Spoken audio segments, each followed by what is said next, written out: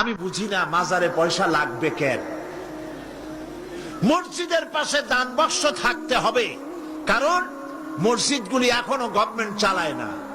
ইনশাআল্লাহ এমন গভর্নমেন্ট আসবে বাংলাদেশে যে গভর্নমেন্ট সরকারি খরচে সব মসজিদ চালাবে ইনশাআল্লাহ।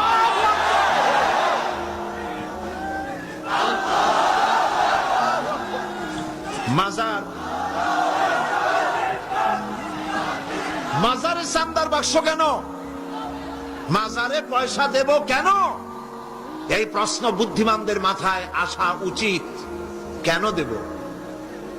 যিনি ইন্তেকাল করেছেন ওনার কি এখন টাকার প্রয়োজন? বলেন আপনারা। শীত বস্ত্র উনি কিনবেন, কোনো কিছু খাবেন।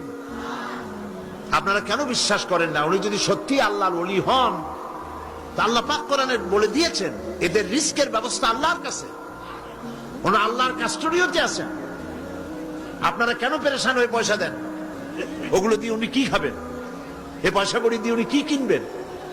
এই পয়সাগুলি মাজারের মুতাল্লি যারা আছে, কমিটিতে যারা আছে, অধিকাংশ পয়সাগুলি দিয়ে তারা ট্রান্সপোর্ট বিজনেস করে, এক্সপোর্ট ইম্পোর্ট বিজনেস করে, কোটি কোটি টাকার মালিক হয়েছে আপনাদের পয়সা দিয়ে। আর আপনি শিরক করেছেন ওখানে পয়সা দিয়ে।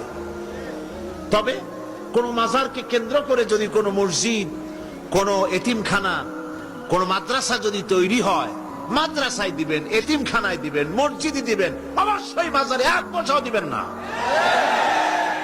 কে বলেছে আপনাকে মাজারে গম্বুজ উঠাইতে? কেন উঠাইছেন? কেন উঠাইছেন? কি জবাব দেবেন? মাজারে গম্বুজ কেন দিয়েছেন? কি জবাব দিবেন? কে বলেছে গম্বুজ তুলতে? পীর সাহেবদের কবরের মর্যাদা বেশি না সাহাবায়ে কেরামদের কবরের মর্যাদা বেশি? মদিনা যায় দেখতে পারেন না? সাইয়্যিদুশ শুহাদা হযরত হামজা রাদিয়াল্লাহু তাআলা আনহু, দুনিয়ার সব ওয়ালি আলেম ওলামা যদি এক জায়গায় হয়, হযরত হামজার একখানা হাতের সমান হবে? হবে? সেই মাজারে তো কোনো গম্বুজ নাই। হযরতে ইবনে মাসউদ রাদিয়াল্লাহু তাআলা আনহু, হযরত ইবনে আব্বাস রাদিয়াল্লাহু তাআলা আনহু, হযরত আবু সাঈদ খুদরি রাদিয়াল্লাহু তাআলা আনহু, হযরত উসমান রাদিয়াল্লাহু তাআলা আনহু, অন্তত 10,000 সাহাবীর মাজার তো জান্নাতুল বাকিতে রয়েছে। একটা গম্বুজ নাই, একটা চাদর নাই, একটা আগরবাতি নাই, একটা মোমবাতি নাই। আপনারা কেন এইসব করেন? কে কি বললো আপনারা কেন শুনবেন?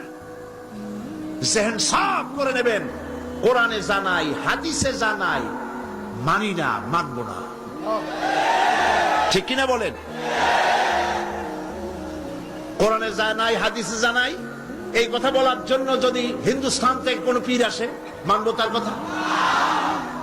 যদি পাকিস্তান থেকে কোন পীর আসে, মানবো?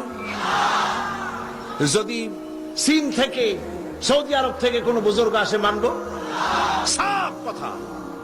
তুমি পীর যে দেশের হও, তুমি আলেম যে দেশের হও, কোরআন হাদিসে জানাই, মানি না, মানি না, মানি না।